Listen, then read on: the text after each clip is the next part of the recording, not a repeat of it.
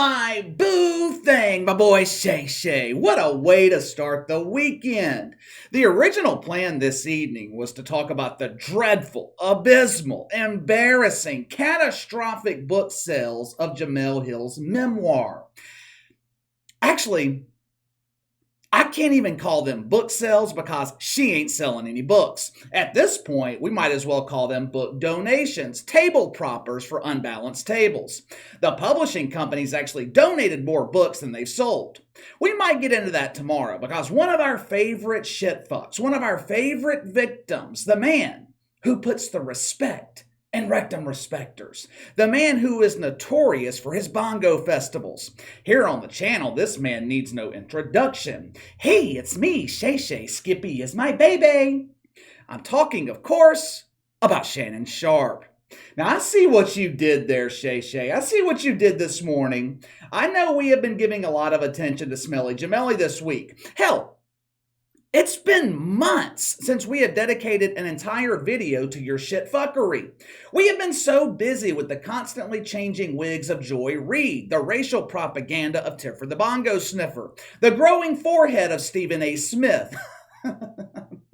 Poor Stevie. Poor guy. His forehead is beginning to look like low tide at the beach. Those mouth farts are so strong, so foul, that his hair continues backing away from his face. Ryan Clark, L. Duncan, Malika Andrews, Don Lemon, Brian Stelter, Jake the Bongo Tapper. We have been so focused on higher profile shitfucks that poor Shay Shay has been feeling neglected. He feels like we have forgotten him. To be honest, I can understand why he would feel this way.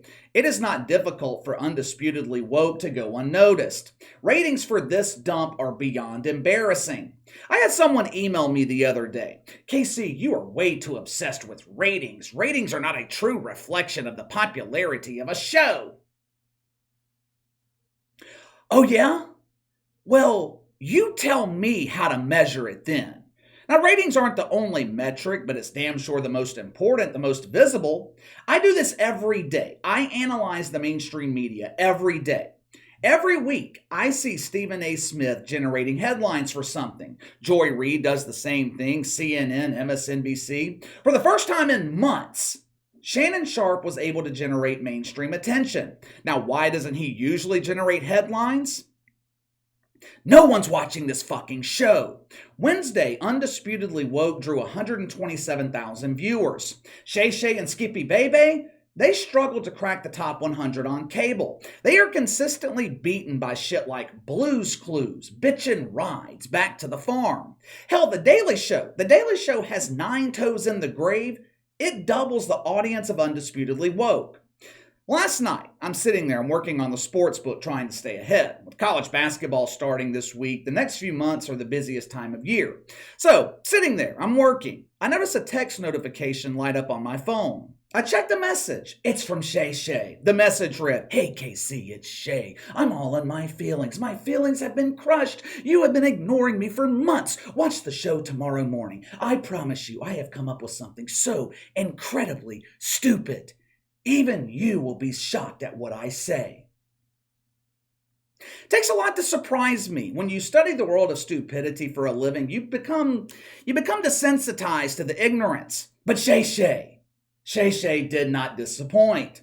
This morning on Undisputedly Woke, they were talking about the suspension of Kyrie Irving. Now, this is something else that I'm confused with. Here on the channel, we have defended Kyrie Irving from the beginning. Matter of fact, when all these accusations of anti-Semitism were being thrown at Kyrie Irving, we might have been one of the only platforms that came to his defense.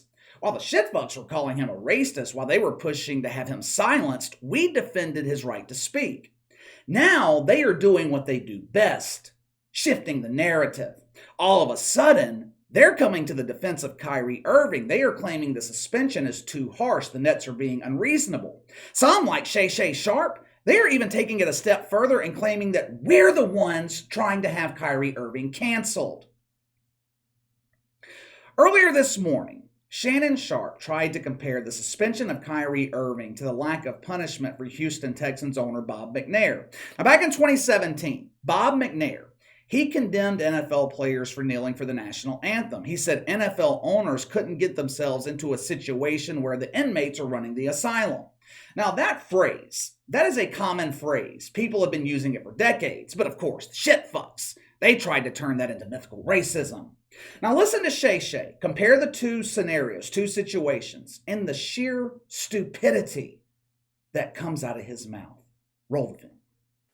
Nothing happened. Should he been forced to sell at But that here's point? the thing. It wasn't what should have happened. Nothing happened. That's what the problem was. Nothing happened, and there goes my point, is that it seems to me that they can say things, and their actions, they're not bound by the same restrictions as we are when we say things or do things. And that is the problem a large portion of the black community have. Shannon, I would like to think if there was such a thing as a book and a movie that were, to quote Rolling Stone about this one, venomously anti-black.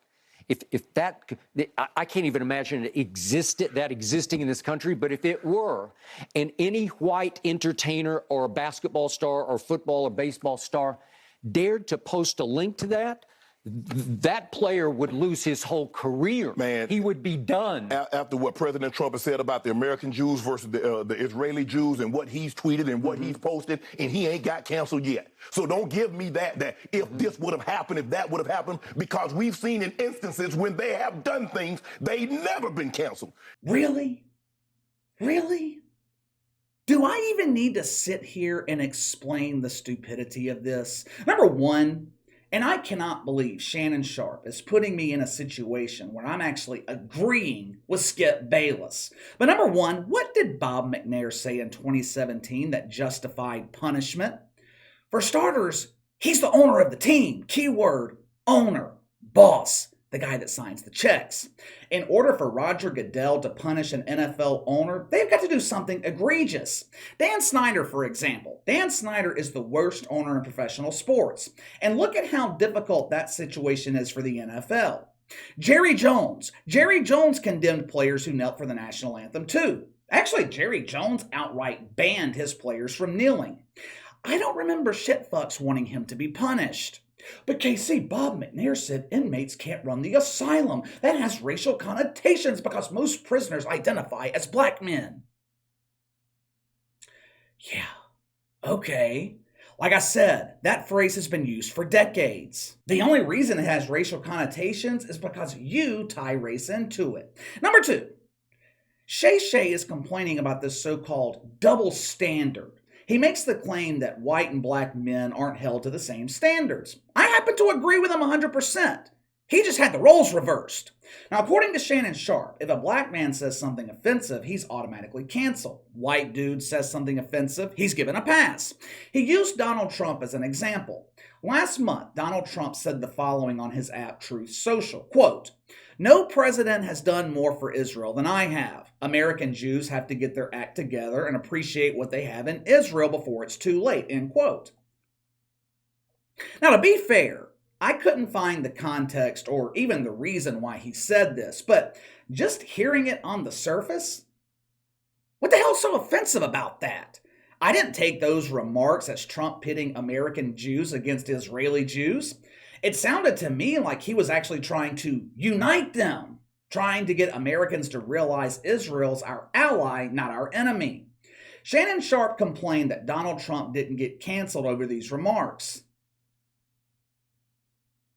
I know Shay Shay's never been accused of being an intellectual. He might have made straight A's at Woke U, but he consistently fails Common Sense 101. So let me see if I can explain this to Shay Shay where it'll make sense. Shay, I don't know if you know this, Donald Trump owns Truth Social. When you own something, you're allowed to do and say whatever the fuck you want. Donald Trump's not going to cancel himself. He's not going to spin around and kick his own ass off his own app. Now, I know your vision can get a bit blurry when your face is constantly buried in tossed salad, but where the hell has Shannon Sharpe been the last few years? I swear to God, these people actually think we're stupid. You claim white men don't get canceled, we're given a free pass. Was I dreaming when Donald Trump was kicked off Facebook, Twitter, YouTube, Instagram, The guy had to create his own platform just to have a voice. They tried to completely silence him. What about Alex Jones? Last I checked, he was a white dude. Last I checked, he's banned from every platform. They tried to cancel Aaron Rodgers because he refused to get Fauci fucked. Do I need to keep going? Sharon Osbourne, Piers Morgan, J.K. Rowling. They tried to cancel Glenn Beck, Tucker Carlson, Joe Rogan. Please explain to me how these people were given a pass. Because I can explain to Shay people who were actually given a pass. Why don't we start with LeBron James? 2 years ago, LeBron vaguely threatened a police officer. He told him, "You're next." Now, the cop shot a black teenage girl who was trying to stab and kill another black teenage girl. The cop actually saved the girl's life. LeBron did what he does best, jump to conclusions, assume this was another white cop killing an unarmed black kid. Now, correct me if I'm wrong. Did the NBA suspend LeBron James? Did Nike drop him from his billion-dollar contract? Were there any repercussions at all? LeBron was given a pass. How many times on the channel have we highlighted the racial rhetoric of Joy Reid? Last summer, Stephen A. Smith was accused of mythical racism when he said Shohei Ohtani would never be the face of Major League Baseball because he didn't speak English. Is Stephen A. still on ESPN? Is he on Twitter? I could keep going, but you get the point. And look, I'm not saying Joy Reid should be canceled. I don't want LeBron James to be punished over something that he says. I want everyone to have the ability to speak freely. I don't have to agree with you politically. I don't have to agree with what you're saying to defend your right to say it. But for Shannon Sharpe to go on national television and claim white people are given a pass and minorities aren't over speech, that is blatant propaganda. This is why I call it mythical racism. It's literally a myth. But hey, credit to Shay. After months of obscurity, he finally found a way to get noticed. I guess there's no such thing as bad publicity.